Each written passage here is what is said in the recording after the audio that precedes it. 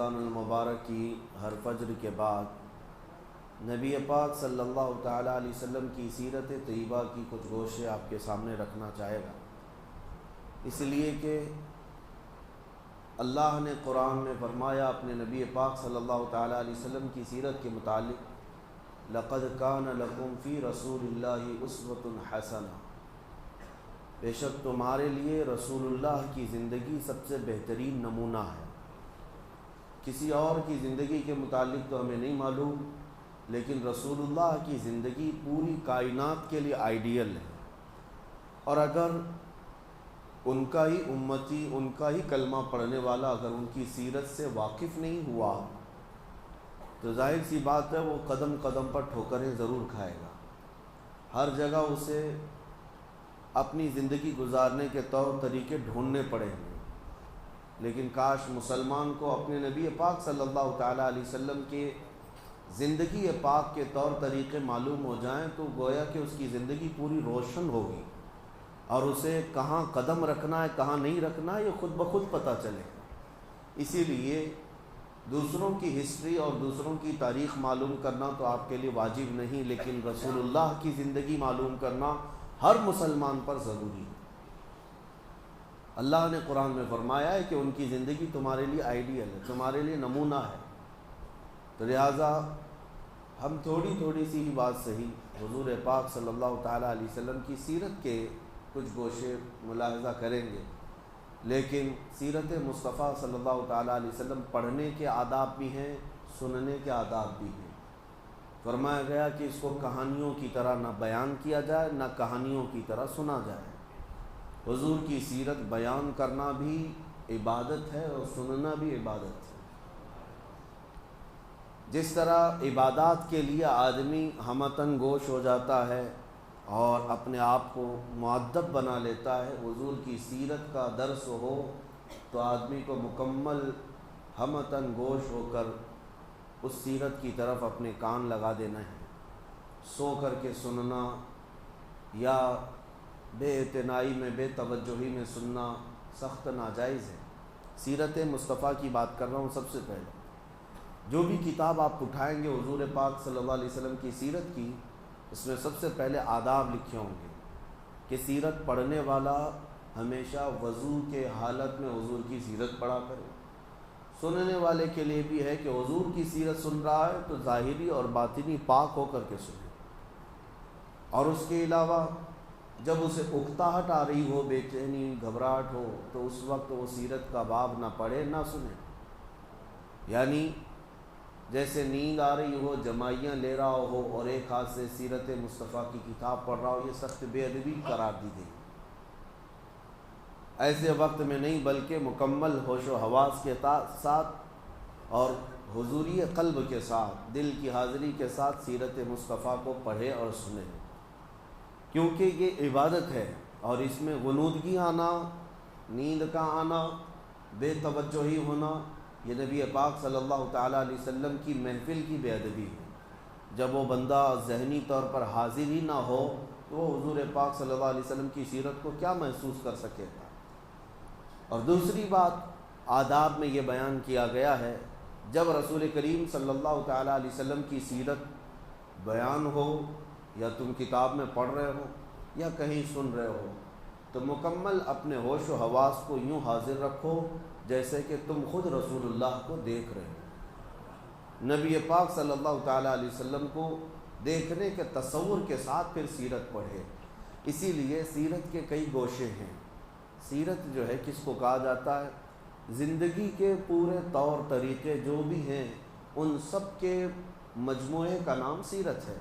اس میں جس کی سیرت بیان کی جا رہی ہے اس کی عمر بھی ہوتی ہے، اس کی زندگی کے شب و روز بھی ہوتے ہیں، بچپن بھی ہے، جوانی بھی ہے، اور شادی کی زندگی بھی ہے، تجارت کی زندگی بھی ہے، معاملات بھی ہیں، عبادات بھی ہیں، عادات بھی ہیں، سب کل ملا کر کے جو زندگی کا نچوڑ ہوتا ہے اس کو سیرت کہا جاتا ہے۔ تو ہم نبی پاک صلی اللہ علیہ وسلم کی سیرت کو کئی گوشوں میں تقسیم کرتے ہیں۔ سب سے پہلے نبی پاک صلی اللہ تعالیٰ علیہ وسلم کی پیدا ہونے سے پہلے کے حالات کیا تھے یہ بھی جاننا ضروری ہے۔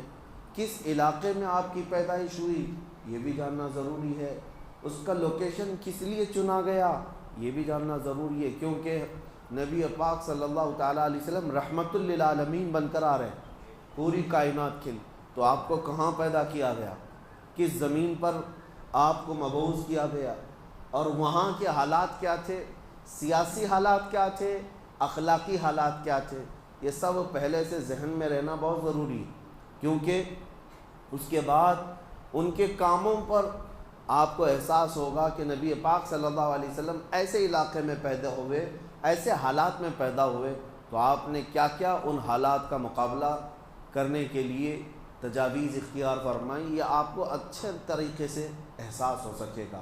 سب سے پہلی چیز، پوری دنیا کا ایک لوکیشن ایسا ہے مکہ مکرمہ، جس کو سینٹر کہا جاتا ہے کئی علاقوں کے اعتبار سے، مرکزی حیثیت حاصل ہے مکہ مکرمہ کو، اور سخت سنگلاخ زمین، پتھریلی سرزمین ہے، آس پاس سارے علاقے پتھریلے ہیں، اور یوں سمجھ لیں کہ کوئی وہاں پر آب و گیاہ نہیں، سبزے نہیں، اور کھیتی باڑیوں کا رواج نہیں، ایسی ایک سخت زمین ہے، لیکن لوکیشن کے اعتبار سے ایک ایسی سینٹرل زمین کہ اس زمانے میں بھی پوری دنیا بھر سے لوگ تجارت کی غرض سے بھی، عبادت کی غرض سے بھی مکہ مکرمہ ضرور آتے تھے۔ آدم علیہ السلام سے یہ طریقہ چل رہا ہے، جتنے نبی آئے ان کی امتیں وہ سب مکہ پہنچتی رہیں، حج کعبہ کے لیے یا خانہ کعبہ کے طواف کے لیے آتے رہیں۔ تو گویا کہ خانہ کعبہ جہاں تھا مکہ مکرمہ ایک ایسا سینٹر پوائنٹ تھا جہاں پوری دنیا کے لوگ کسی نہ کسی بہانے پہنچ جایا کرتے۔ پہلے کی امتوں کی بات بھی کر رہا ہوں، چاہے وہ یہودی ہوں، چاہے وہ عیسائی ہوں، ان کے دور میں بھی خانہ کعبہ کا حج رہا ہے، کسی نہ کسی صورت مکہ مکرمہ پہنچتے ہیں۔ تو ایک ایسے سینٹر پوائنٹ کو چنا گیا نبی پاک صلی اللہ تعالیٰ علیہ وسلم کی پیدائش کے لیے کہ رحمت للعالمین کو ایسے جگہ اللہ نے پیدا کیا جو پوری دنیا میں آنے والوں کا ایک مرکز تھا، تاکہ اس مرکز سے میرے آقا کی رحمت پورے کائنات میں پھیل سکے، اور ایسی جگہ جو چیلنجز بھری ہوئی ہے، زمین بھی سخت اور لوگوں کے دل بھی سخت، پتھریلی زمین جیسی تھی ویسی لوگوں کے دل بھی سخت تھے۔ ایسی جگہ پر حضور پاک صلی اللہ تعالیٰ علیہ وسلم کو پیدا کیا گیا، لیکن آپ نے اپنے اخلاق کریمانہ سے مکہ کی سرزمین کو بھی نرم فرمایا اور لوگوں کے دلوں کو بھی نرم فرمایا۔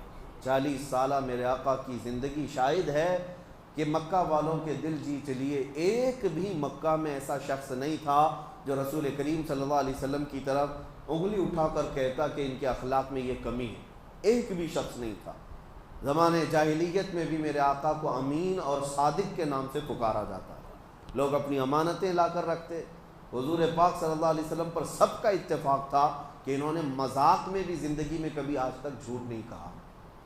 تو اپنے اخلاق کریمانہ سے ان پتھر دلوں کو نبی پاک صلی اللہ علیہ وسلم نے نرم فرمایا۔ سیاسی حالات کیسے تھے اس زمانے میں؟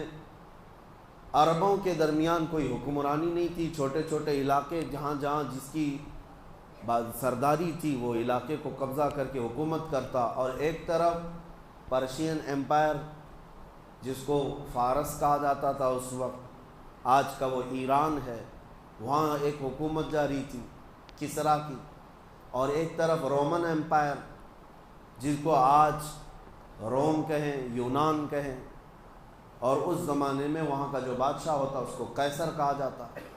یہ دو سپر پاور طاقتیں تھیں جو پوری دنیا قبضہ کرنے کے لیے آپس میں لڑتی بھی رہتی تھی۔ اور عرب لوگ کس کے حمایتی تھے؟ آدھے رومن ایمپائر کے اور آدھے پرشین ایمپائر کے، یعنی کچھ کسرا کی حکومت کو مانتے اور کچھ قیصر کی حکومت کو مانتے۔ دونوں میں فرق یہ تھا، قیصر جو ہے وہ رومن ایمپائر جس کو میں کہہ رہا ہوں، یہ عیسائی تھے، ان کے ہاں غلبہ عیسائیوں کا تھا، اور جو پرشین ایمپائر تھے یہ آگ کے پجاری تھے، نہ یہ عیسائی تھے نہ یہودی تھے، یہ اہل کتاب میں سے نہیں تھے، یہ آگ کے پجاری تھے، مشرکین کی جماعت تھی۔ تو ایک کھڑے مشرک اور ایک جو ہے اہل کتاب عیسائیوں کی، دو بڑی طاقتیں دنیا میں اس وقت حکومت کر رہی تھیں۔ تو عرب کے جو اکثر لوگ تھے وہ کسریٰ کی طرف جھکے ہوئے تھے، کیونکہ ان کے بھی یہاں بتوں کا رواج زیادہ تھا، یہ بھی اہل کتاب میں سے نہیں تھے، اور یہ کسریٰ کی طرف زیادہ جھکے ہوئے تھے۔ اب نبی پاک صلی اللہ تعالیٰ علیہ وسلم کی ولادت کے بعد یہ سیاسی حالات میں بتا رہا ہوں، اور بھی کئی حالات تجارت کے کیسے تھے۔ مکہ ایک سینٹر پوائنٹ تھا لوگوں کی تجارت کا بھی، اور لوگ ہر سال حج کے موسم میں ہر جگہ سے وہاں پر جمع بھی ہوتے تھے، اپنے اپنے لوگ وہاں پر پریزنٹیشن رکھا کرتے تھے اپنی بنائی ہوئی چیزوں کو لا کر کے۔ ایام حج میں، موسم حج میں لوگ اپنے اپنے مال بھی بیچ لیتے تھے، ایک دوسرے کا تعارف بھی ہوتا تھا۔ اس زمانے میں نبی پاک صلی اللہ تعالیٰ علیہ وسلم کو ہر جگہ سے لوگ آ کر کے دیکھتے اور متاثر ہوئے بغیر کوئی نہیں جاتا تھا۔ یہ اس زمانے کے حالات میں نے آپ کو بتائے۔ اور پھر نشانیاں یہ بھی جاننا ضروری ہے سیرت سے پہلے کہ اچانک حضور صلی اللہ تعالیٰ علیہ وسلم مکہ میں ظاہر نہیں ہو گئے، بلکہ حضور کے ظاہر ہونے سے پہلے پوری کائنات میں عجیب و غریب نشانیاں بھی پیدا کی گئیں۔ اہل عرب بھی جانتے ہیں، اور یہ تاریخ کا حصہ ہے اور یہ سیرت کا حصہ ہے کہ جس سال نبی پاک صلی اللہ علیہ وسلم کی پیدائش ہوئی، اب میں خصوصیات گنا رہا ہوں، آج پہلا دن ہے سیرت کا، اس کے بعد انشاءاللہ باضابطہ ہم سیرت کا درس کریں گے۔ آج صرف میں روشنی ڈال رہا ہوں سیرت ہے کیا۔ حضور کی پیدائش کے سال پورے مکہ میں جتنے بھی عورتوں کے بچے ہوئے سب لڑکے پیدا ہوئے، ایک بھی لڑکی نہیں پیدا ہوئی مکہ مکرمہ۔ اس سال کی خصوصیت تھی عرب کی سرزمین، جیسے کہ میں نے کہا مکہ سنگلاخ زمین ہے، پتھریلی سرزمین ہے۔ پہلی مرتبہ ایسا ہوا جس سال میرے آقا کی ولادت ہوئی، کثرت سے بارش ہوئی اور پتھریلی زمین میں گھاس اور سبزے بھی اگے۔ اس سرزمین پر سبزوں کا اگ جانا یہ معمولی بات نہیں، وہ ایسی ہی ہے جیسے کسی کی ہتھیلی میں کوئی پودا نکل آنا۔ ہتھیلی میں پودا نکلنے کے برابر عربوں کے لیے بہت ہی حیرت کی بات تھی کہ عرب کی سرزمین پر سبزے اگ گئے۔ مکہ مکرمہ میں بارش بھی ہوئی، سبزہ بھی اگا۔ یہ حضور پاک صلی اللہ علیہ وسلم کی ولادت کا سال، یہی وہ سال ہے جب ابرہہ بادشاہ ہاتھیوں کی فوج لے کر کے خانہ کعبہ ڈھانے آیا تھا، ختم کرنے آیا تھا۔ اللہ رب العزت نے ابابیل چڑیوں کی فوج کو بھیجا اور پوری فوج کو ہلاک کر دیا۔ وہ چھوٹی چھوٹی سی چڑیاں آئیں اور اپنی چونچ میں، اپنے پیروں میں ایک ایک کنکریاں لے کر آئیں، اوپر سے گرا دیتی تھی اور ہاتھیوں کے پیٹ پھٹ کر کے آگ لگ جاتی تھی، اور پوری فوج کو کیسے کیا، کعصف مأکول، اللہ فرماتا ہے ایسے کر دیا گیا جیسے چھلی ہوئی مرغی ہوتی ہے۔ پوری فوج جو ہلاک ہوئی، عام الفیل اس کو کہا گیا۔ یہ حضور پاک کی ولادت کا ہی سال تھا۔ نبی پاک صلی اللہ تعالیٰ علیہ وسلم کی پیدائش کے وقت جو جو خصوصیات ہوئیں۔ پھر ایک عجیب و غریب چیز عربوں نے دیکھا کہ ایک جنگل سے بھیڑیے کو، ایک جانور کو باہر شہر کی طرف آتے ہوئے لوگوں نے دیکھا۔ چونکہ یہ درندے جانور عام طور پر شہروں میں نہیں آتے، جنگل کے درندے جنگل میں رہتے ہیں۔ شہر کی طرف آیا اور جب لوگ اس کی طرف متوجہ ہوئے تو فصیح عربی زبان میں بات کرنے لگا اور لوگوں سے کہنے لگا کہ اے لوگوں، کیا تمہیں خبر ہے کہ اس سرزمین پر اللہ کا ایک آخری رسول آنے والا ہے؟ یہ بشارت بھی ہوئی۔ اس کے علاوہ ان کو ارحاسات کہتے ہیں، یعنی حضور کی پیدائش سے پہلے جو عجیب و غریب معاملات ہوئے ان کو کیا کہتے ہیں؟ ارحاسات۔ حضور کی زندگی میں جو چیزیں ہوئی ہیں وہ معجزات ہیں۔ حضور نے اپنی انگلی سے چاند کے ٹکڑے کیے، کیا ہے؟ معجزہ ہے۔ اور حضور کی پیدائش سے پہلے جو عجیب و غریب حالات پیش آ رہے تھے ان کو ارحاس کہتے ہیں، ارحاس۔ تو اور اس کے علاوہ ایران میں، ملک فارس میں 2 ندیاں ہیں، بحیرہ ساوا اور ایک سماوا۔ بحیرہ ساوا، بحیرہ چھوٹی ندی کو کہتے ہیں، یہ پوری سوکھ گئی تھی، سوکھی ہوئی ندی تھی، کئی سالوں سے اس میں کوئی پانی نہیں تھا۔ لیکن جس سال نبی پاک صلی اللہ تعالیٰ علیہ وسلم کی ولادت ہوئی، اچانک وہ ندی پورا پانی سے بھر گئی تھی۔ کہاں سے پانی آیا، کیسے بھری، کسی کو نہیں معلوم، لیکن وہ بھی ایک بہت عجیب بات تھی پوری دنیا کی۔ اور بحیرہ سماوا، ایک اور ندی جو لبالب بھری ہوتی، یہ حضور پاک صلی اللہ علیہ وسلم کی ولادت کا دن تھا۔ 12 ربیع الاول شریف وہ بحیرہ سماوا اچانک ایسی سوکھ گئی کہ زمین کے بھی حصے نظر آنے لگ گئے، ایک بھی پانی کا بوند نہیں تھا، جو لبالب بھری ہوئی ندی تھی، ایک سوکھی ہے اور ایک جاری ہے۔ 1000 سال سے وہاں آگ کی پوجا کرنے والے ایرانی جو آتش پرست تھے، آگ کو کبھی بجھنے نہیں دیتے تھے، دن رات 24 گھنٹے ڈیوٹی لگی رہتی پجاریوں کی آگ کو روشن رکھنے کی۔ 1000 سال سے اس آگ کو جلائے رکھا تھا، بجھنے نہیں دیا تھا۔ جو حضور پاک صلی اللہ علیہ وسلم کی ولادت کا دن تھا کہ اچانک آگ بجھ گئی، کسی کے کنٹرول میں نہیں تھی، اچانک آگ بجھ گئی۔ یہ بھی تاریخ کا ایک بہت عجیب و غریب واقعہ تھا، 1000 سال جس کی تاریخ ہے بجھنے نہیں دیا گیا، وہ اچانک کیسے بجھ گئی۔ اور اس کے علاوہ کسریٰ بادشاہ کے محل میں اچانک دراڑ پیدا ہو گئی، جو محل کبھی ہلانے سے ہل نہیں سکتا تھا، ان کا چیلنج تھا، وہ حضور کی ولادت کے دن دیوار شک ہو گئی، زلزلہ آیا۔ یہ پوری کائنات میں جو عجیب و غریب حالات پیش آئے، لوگ حیرت میں تھے کہ کچھ تو ہو رہا ہے۔ آج جیسے لوگ یہ کہتے ہیں گلوبل وارمنگ یا انوائرمنٹ کی چینجنگ، یہ جو اچانک موسم بدل رہے ہیں، اس پر لوگ آج تعجب میں ہیں، جبکہ لوگوں کو ابھی پتہ نہیں چل رہا ہے، لوگ کہاں سمجھ رہے ہیں کہ یعنی موسم بدل رہا ہے۔ دھیرے دھیرے احساس کسی کو ہوتا ہے کہ تھوڑی سی گرمی زیادہ ہو گئی، لیکن اس زمانے میں اچانک پورے حالات کا چینج ہونا یہ معمولی بات نہیں۔ کئی ایسی چیزیں جو اچانک بدلی، تو ان حالات کو دیکھ کر کے جوتیشوں سے، نجومیوں سے بادشاہوں نے بلا کر کے پوچھا کہ یہ ہو کیا رہا ہے، یہ سب حالات کیا ہیں؟ تب سارے نجومیوں نے بالاتفاق یہ کہا تھا، جس کو امام زمن رحمۃ اللہ علیہ نے اپنے اشعار میں بیان کیا ہے، آئی نئی حکومت سکہ نیا چلے گا، آئی نئی حکومت سکہ نیا چلے گا، عالم میں رنگ بدلا صبح شب ولادت۔ حضور پاک صلی اللہ تعالیٰ علیہ وسلم کی ولادت کی خبر اس وقت کے نجومیوں نے اپنے حساب سے دے دیا تھا، جو ستارہ دیکھ کر کے خبریں دیتے تھے، انہوں نے پہچان لیا کہ یہ جو انقلاب آ رہا ہے یہ معمولی چیز نہیں ہے، ایک ایسا بچہ پیدا ہو رہا ہے جو تمہاری سلطنتوں کے زوال کا سبب ہوگا، اور اس کا پیغام پوری دنیا میں پہنچے گا اور پھیلے گا۔ حضور نے ابھی اپنی نبوت کا اعلان نہیں کیا، اس سے پہلے ہی نجومیوں نے یہ خبر عام کر دی تھی۔ تو یہ حضور کی ولادت سے پہلے کے حالات ہیں۔